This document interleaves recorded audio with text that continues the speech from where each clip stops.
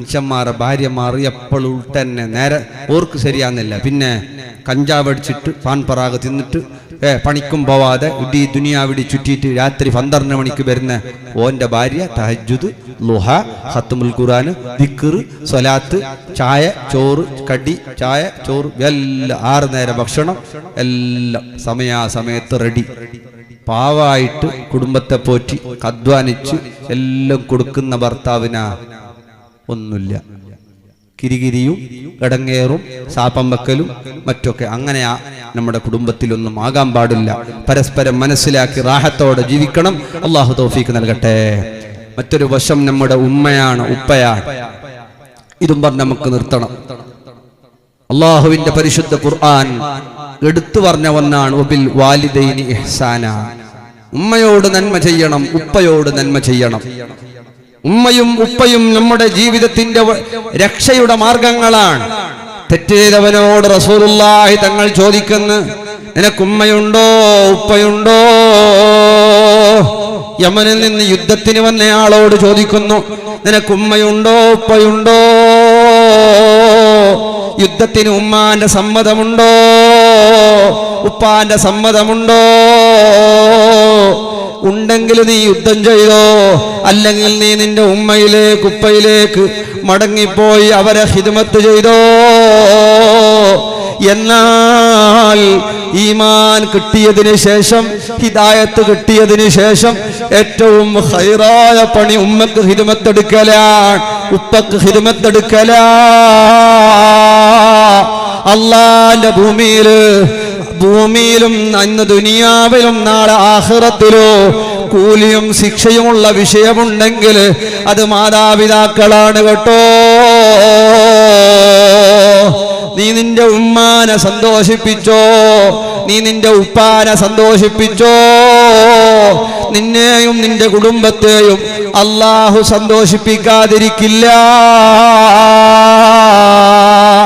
ഉമ്മാക്ക് ദുആ ചെയ്യാത്തവന്റെ ദുആ, ഉപ്പാക്ക് ദുആ ചെയ്യാത്തവന്റെ ദുആ അല്ലാഹു സ്വീകരിക്കുന്നില്ല. ഉമ്മക്ക് ദ്വാരക്കണം മുമ്മിന്, ഉപ്പക്ക് ദ്വാരക്കണം മുമ്മിന്. ഉമ്മയുള്ള കാലത്ത് ഈ പ്രസവിച്ച് പോറ്റി വളർത്തിയ ഉമ്മയില്ലേ,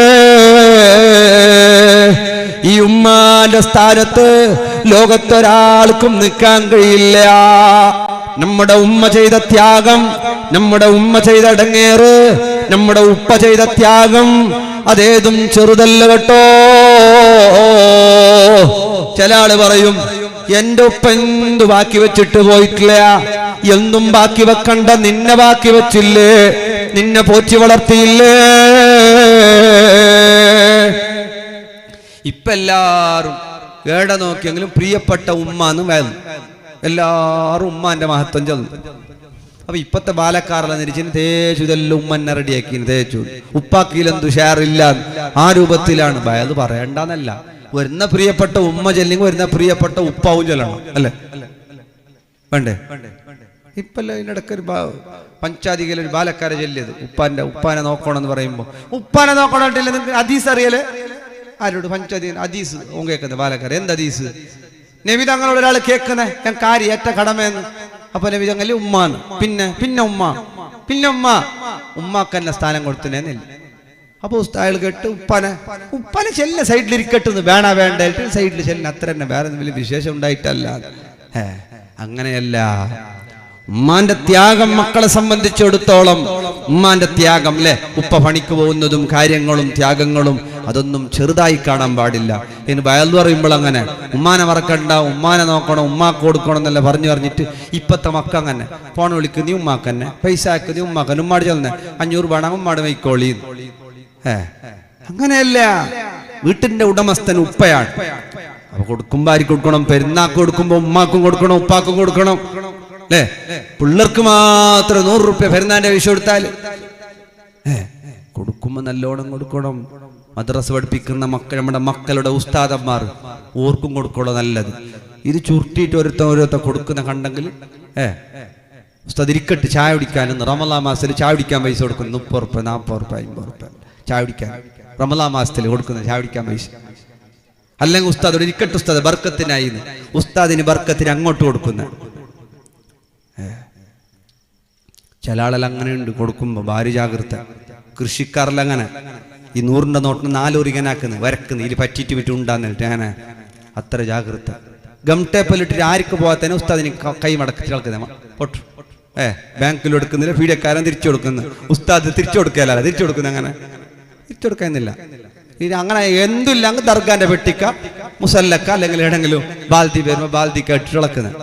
അങ്ങനെയല്ല, കൊടുക്കണം. ഉമ്മാക്ക് കൊടുക്കണം, ഉപ്പാക്ക് കൊടുക്കണം. ഉമ്മാക്കും ഉപ്പാക്കും മാസം മാസം ഉപ്പാക്ക് എന്തിനു പൈസ, ഉപ്പാക്ക് എന്തിനു പൈസ, നിങ്ങക്ക് എന്തിനു പൈസ? അങ്ങനെയല്ലേ, നീയും ഒരു നാൾ ഉപ്പയാവാനില്ലേ? നിന്റെ ഉപ്പാക്ക് മുസല്ലന്റെ അടുത്ത് പോകുമ്പോ കണ്ണിൽ നിന്ന് വെള്ളം വരുന്നുണ്ട്. എന്റെ കയ്യിൽ ഞാൻ ഇന്ന് ജോലിക്ക് പോയിരുന്നെങ്കിൽ ഒരു 100 റുപ്യ ഞാൻ മുസല്ലക്കിടുമായിരുന്നു. റമളാൻ മാസം വരുമ്പോ ഉപ്പാന്റെ കൽവ് പടക്കുന്നുണ്ട്.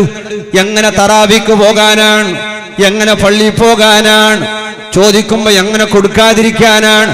ഉള്ളകാലത്ത് 1000, 500, 2ഉം 1ഉം കണ്ട മുത്താലിമീങ്ങൾക്കൊക്കെ കൈമടക്കിയ മനുഷ്യനാണ്. ഇന്നോ വീടിന്റെ ചെലവ് മക്കളേറ്റെടുത്ത് വല്ലതും കൊടുക്കുന്നുണ്ടെങ്കിൽ ഉമ്മ കൊടുത്ത് ഉമ്മനെന്താക്കി, ഉമ്മയ്യാ കൊടുക്കോ? നിങ്ങൾക്ക് എന്തിനു പൈസ? പിടി വലിച്ച് തീർക്കാനാ?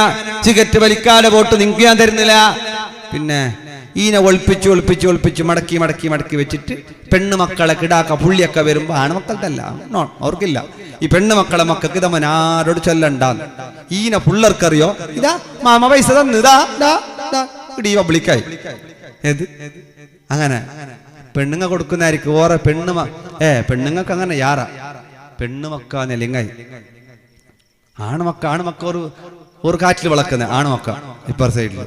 പെണ്ണുമക്ക എന്റെ മോള് പോയെടുത്ത് ഭയങ്കര കഷ്ടം. നിനക്ക് എന്റെ ഇവിടെ ആരെ ഈന്റെ പകലിലെ വീട്ടിന്ന് ഇവിടെ വന്ന മരിയോളോട്, മോന്റെ ഓളോട്, മോന്റെ ഓക്കും എന്റെ ഓക്കും ഇത് പിടിക്കുന്നേയില്ലേ? അമ്മായിക്കും മരിയോക്കും എന്താന്നില്ല ഒരു വക ഒത്തിട്ട് പോന്നേ ഇല്ല. കാക്കാക്കും മരിയൊക്കെ ഒരു വക ജസ്റ്റായിട്ട് പോകുന്നു. എന്തേ ടൈം ചായ കസായ അതെല്ലാം കൊടുക്കുന്നു. ഓളും ചൊല്ലുന്നു ഉപ്പാനെ വേണമെങ്കിൽ ഞാൻ നോക്കാം. ഈ മാന ചൂട്ടനെ എനിക്ക് സാധ്യം ഇല്ല. എന്നോട് പണ്ടേ ചൊല്ലി എന്റെ ഭരന്റെ അപ്പുറത്തേമ എന്തോ മനുഷ്യന്മാരെന്നല്ലേ അയ്മാന്റെ മാത്രം നാവ് മുറിച്ചങ്ങും സമയത്ത് നിക്കൽ അങ്ങനത്തെ കടുപ്പത്തിന്റെ നാവ് അല്ലേ, പരസ്പരം യോജിച്ചു പോകുന്നില്ല.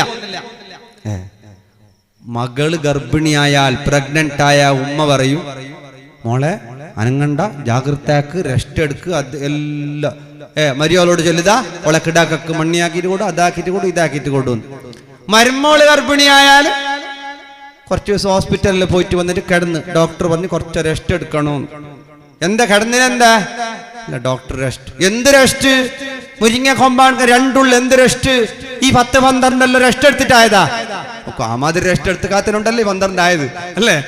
ഇതെല്ലാം ഞങ്ങളെന്ത് ഇതാ കണ്ടിട്ടില്ലേ, കേട്ടിട്ടില്ലേ? ഇതെല്ലാം എന്താ പുതിയതാ? പാവം ബേജാറായി, സങ്കടായി. മോക്ക് റെസ്റ്റ്, മരിയോക്കൊക്കെ കുഷ്ട് അല്ലേ? ഇതെന്തില്ല, ഈ രൂപത്തിലാവാൻ പാടില്ല. ഭേദഭാവമുണ്ടായി കാണരുത്. മകളെയും മരുമകളെയും ഒരുപോലെ കാണാൻ ഉമ്മക്ക് കഴിയണം. എന്റെ മോളെ പോലത്തൊരു മോള്, എന്റെ മോന്റെ ഭാര്യ, എന്റെ മോന്റെ മക്കളുടെ ഉമ്മ, ആ ഒരു കാഴ്ചപ്പാട് വേണേ ഉമ്മ. നിന്റെ പെൺമക്കളെ പോലോത്ത പെൺമക്കളാ, നിന്റെ പെൺമക്കളെ പോലോത്ത പെൺമക്കളാണ് ഈ മരുമക്കളും. വേറെ ആളുടെ മക്കളാ. അവളുടെ ഉമ്മ ഇരുന്ന് കരയുന്നുണ്ട്, എന്റെ മോൾക്ക് റായത്താക്കല്ല. മോളെ ഉമ്മാന്റെ സ്വഭാവം ആ ചൂട്ട കുറച്ച് നീ കുറച്ചു കൊടുക്കല്ല, അയ്മാന്റെ പക കുറച്ച് നീ കുറച്ചു കൊടുക്കല്ല. എങ്ങനെങ്കിലും ശരിയാകുന്നില്ലെങ്കിൽ മോളെ റൂനെ നീ പിടിച്ച് തീർക്കല്ല. വേണ സാപ്പല്ലോ അല്ലേ? ആക്രമിക്കപ്പെട്ട ആക്രമി അല്ലേ? അങ്ങനെ വിചാരിക്കണ്ട. ചില ഉമ്മാണ്ട് പേടിപ്പിക്കുന്ന സാപ്പ വെച്ചങ്ങ് മോനി കൊട്ടും, മോനി കൊട്ടിയങ്ങും തീർന്നിട്ട് പോ, നിനക്ക് എന്തില്ല. മരുമകളെ മോന്റെ ഭാര്യയാൻ ആക്രമിച്ച് കരയിച്ച് കണ്ണിൽ നിന്ന് കണ്ണുനീരെടുത്തിട്ട് അവള് ശപിച്ചാൽ ഉമ്മ അവളെ ആക്രമിച്ചതിന്റെ ശാപം തട്ടാതിരിക്കില്ല. അതുകൊണ്ട് മകന്റെ ഭാര്യ ആക്രമിക്കാൻ പോകണ്ട, കരയിപ്പിക്കാൻ പോകണ്ട, സങ്കടപ്പെടുത്താൻ പോകണ്ട.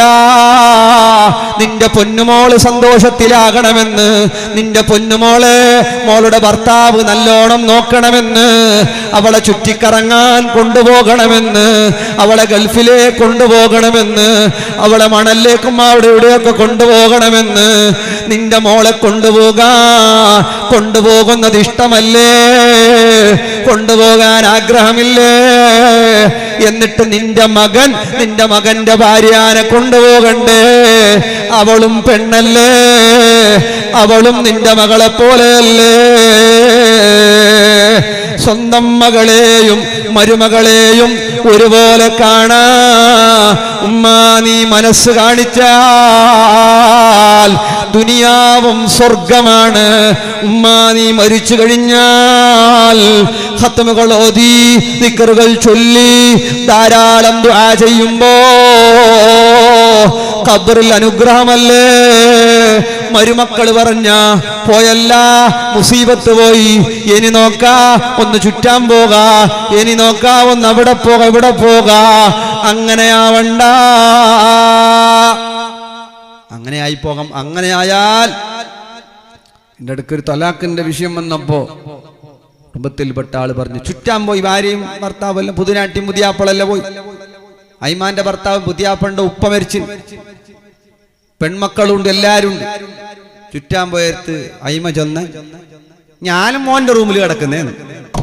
ആയത് ആരുണ്ട്? മോനും പുതിനാട്ടിയും ഉണ്ട്, മോളും മോളെ ഭർത്താവും ഉണ്ട്, ബാക്കിയും കല്യാണം കഴിയാത്ത മോളുണ്ട്, എല്ലാരും.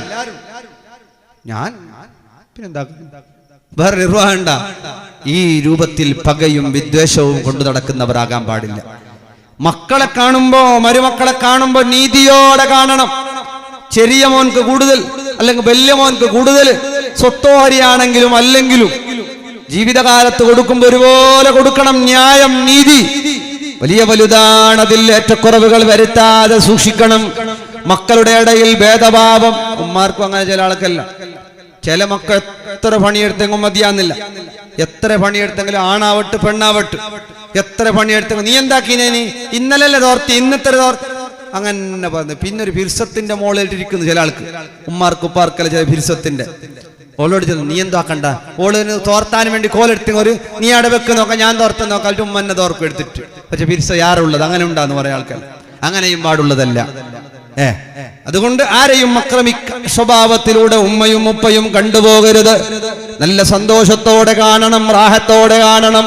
നല്ല റാഹത്തോടെ അവരെ നിങ്ങൾ പോറ്റി വളർത്തിയാൽ തിരിച്ചവർ നിങ്ങൾക്ക് പല ഉപകാരങ്ങളും സദഖകളും നന്മകളും ചെയ്യാതിരിക്കില്ല. പൊന്നുമക്കളെ, ഉമ്മയിലൂടെയാണ് സ്വർഗം, ഉപ്പയിലൂടെയാണ് സ്വർഗം. ഉപ്പക്കെതിരെ കൈ ചൂണ്ടില്ല. പെരുന്നാളിന് പണം കൊടുക്കുമ്പോ ഉപ്പാനെ ഒഴിവാക്കല്ല, ഉമ്മാനെ ഒഴിവാക്കിക്കളയല്ല.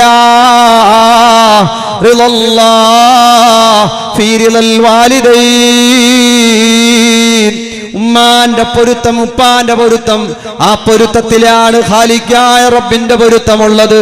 ഉമ്മയുടെ പൊരുത്തമില്ലേ, ഉപ്പയുടെ പൊരുത്തമില്ലേ, അവരടിക്കണ്ട. അവരുടെ മനസ്സ് വേദനിപ്പിക്കല് പോലും അക്രമമാണ് കേട്ടോ. മരിച്ചു കഴിഞ്ഞിട്ട് കുറെ സദഖ കൊടുത്തതും ഉണ്ടായില്ല. ജീവിച്ചിരിപ്പുള്ള ഉമ്മ നമുക്ക് വീട്ടിൽ കയറി ചൊല്ലുമ്പോ ഉമ്മാന്ന് വിളിക്കാൻ ഒരാള് വീട്ടിൽ നിന്ന് ഇറങ്ങിപ്പോകുമ്പോ എന്റെ മോനെ കാക്ക് റബ്ബേ എന്ന് പറയുന്നൊരുമ്മ, മക്കൾ യാത്ര പോകുമ്പോ എന്റെ മക്കളെ കാക്കല്ലാന്ന് പറയുന്നൊരുപ്പ, ആ ഉപ്പയുടെ ദുആ പോലെ, ആ ഉമ്മയുടെ ദുആ പോലെ ഒരു തങ്ങളുടെയും ദുആ എത്തൂല, ഒരു ഉസ്താദിന്റെ ദുആയും വരൂല.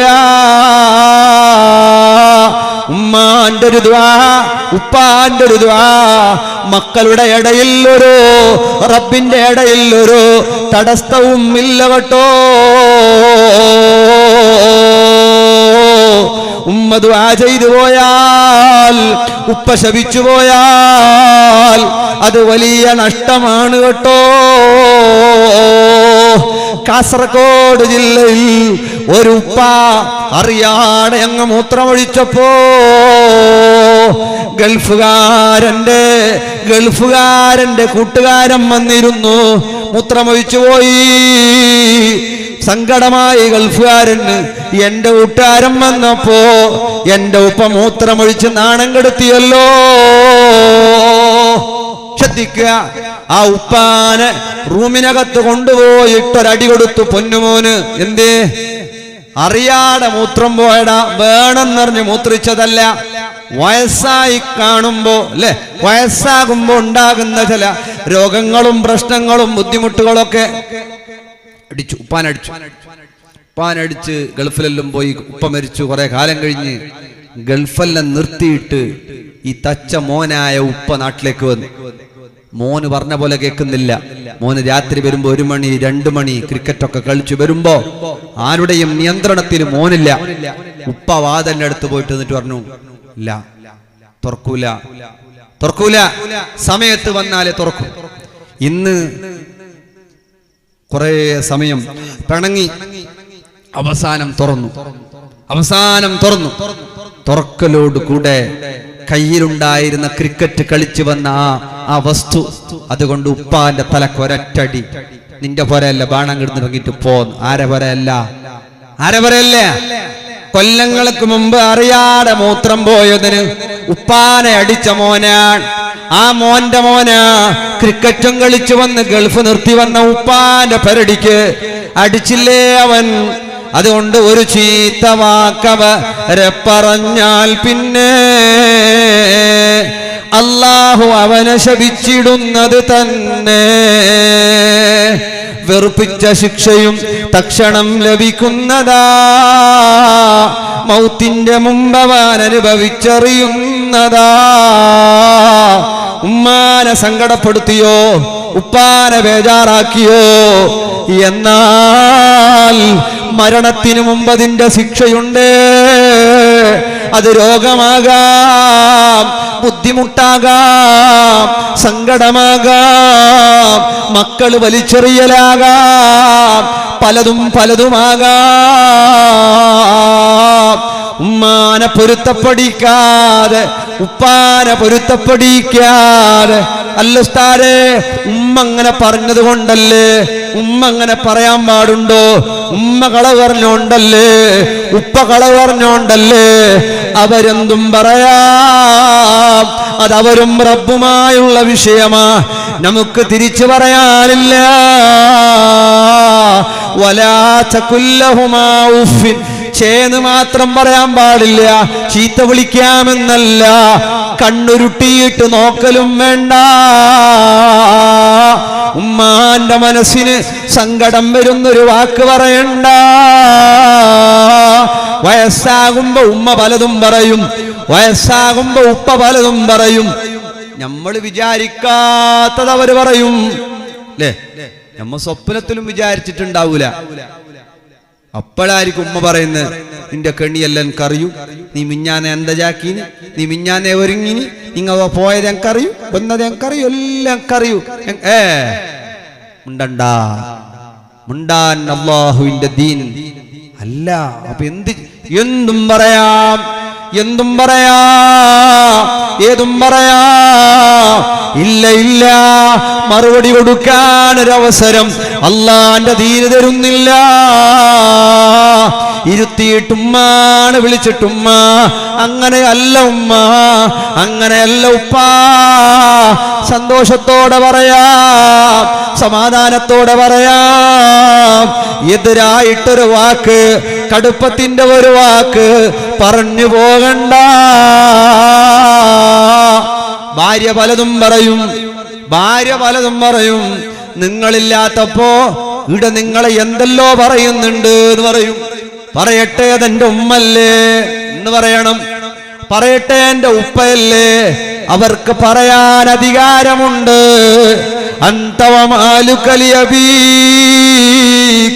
എന്നിൽ നിന്ന് പണമെടുക്കുന്നു നബിയേ.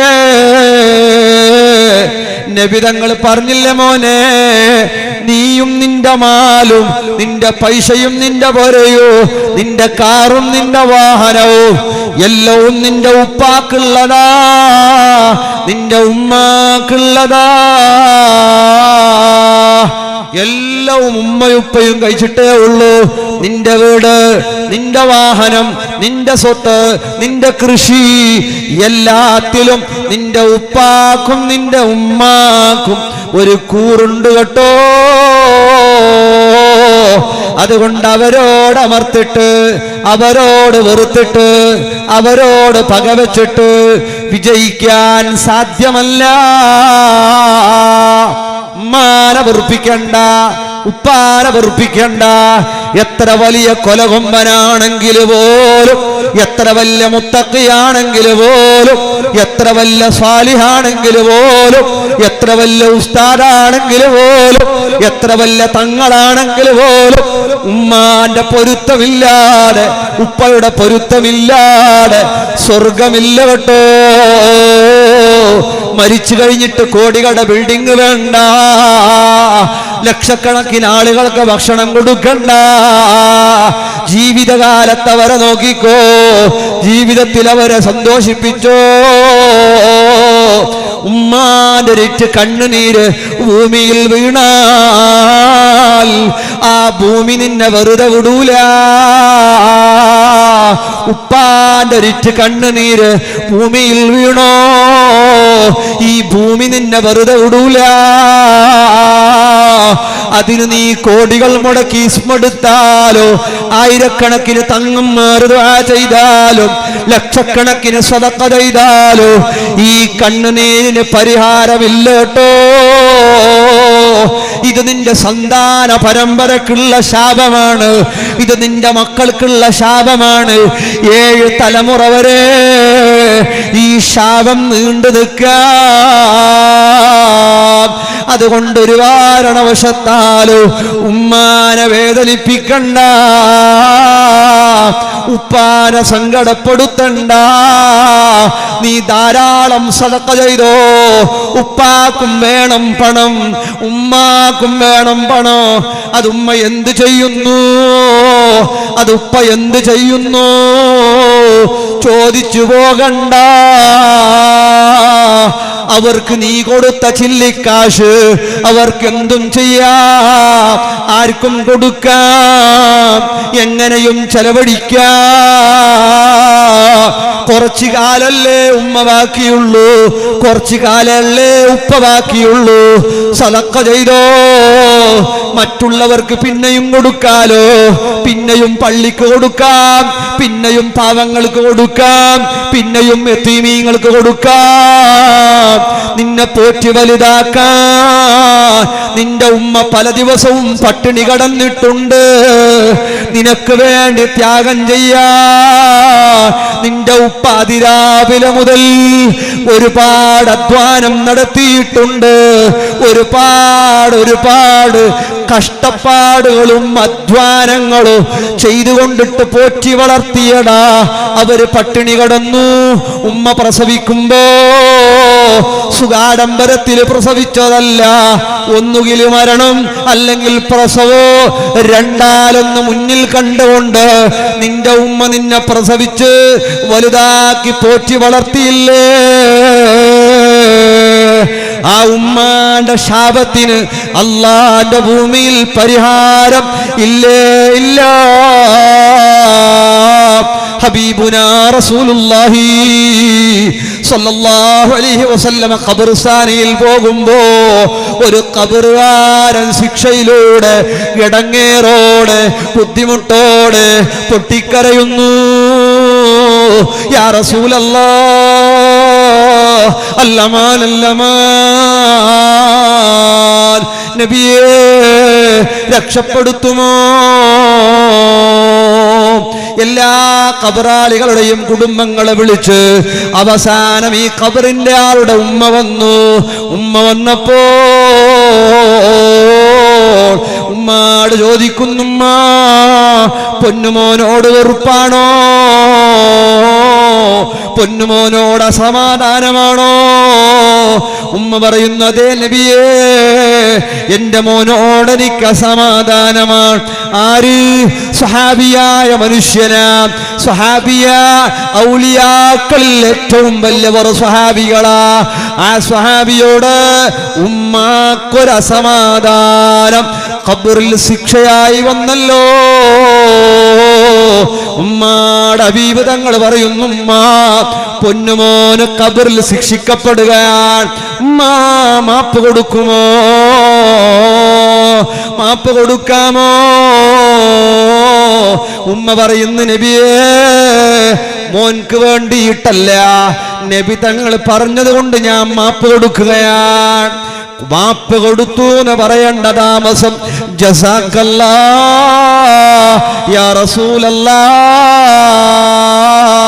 എന്നെ ഖബറിന്റെ ശിക്ഷയിൽ നിന്ന് രക്ഷപ്പെടുത്തിയ നബിയേ, അല്ലാഹു അങ്ങേക്ക് പ്രതിഫലം തരട്ടെ. ദുആ ചെയ്തു പോയി ഖബറാളിയായ മനുഷ്യൻ, ആ സ്വാലിഹായ മനുഷ്യന് പോലും ഉമ്മാന്റെ സങ്കടം, ഉമ്മാന്റെ മനോവിഷമം ഖബറിൽ ശിക്ഷയായി ഭവിച്ചുവല്ലോ.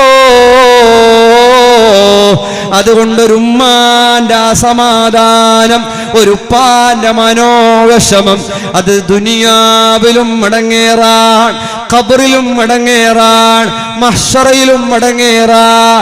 ഒരു കറാത്ത് പോലും ചെയ്തിട്ടില്ലാത്ത മുത്തഖിയായ മനുഷ്യനാണ്